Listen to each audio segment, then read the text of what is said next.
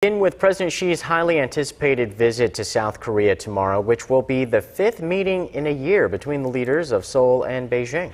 Our Yoo Li-an points out some of the key issues topping their agenda, ranging from efforts to curb North Korea's nuclear ambitions and Japan's history of provocations to Seoul and Beijing's free trade negotiations.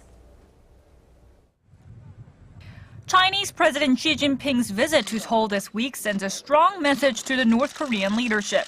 It's practically the first time a Chinese leader, after taking office, is coming to South Korea before paying a visit to Beijing's traditional ally, North Korea. When the leaders of South Korea and China meet on Thursday, they will seek ways to substantially develop their strategic cooperative partnership with a strong focus on the North Korea nuclear issue.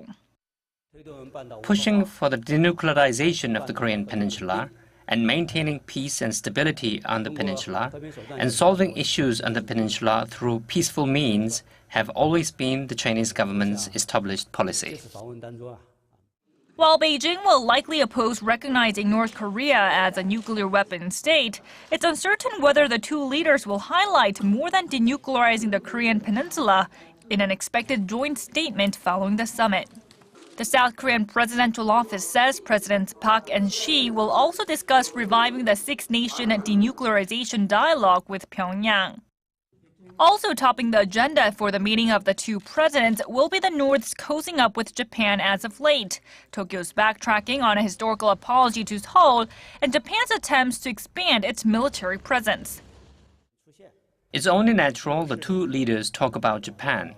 They will discuss Japan's push to deny historical facts. Beijing, involved in a bitter territorial dispute with Tokyo, is expected to seek greater cooperation with Seoul on historical issues. On the economic front, the leaders of Korea and China will agree to speed up negotiations for their free trade agreement and appeal to businessmen from both sides at an investors' forum on Friday. Yoo Li-an, Arirang News.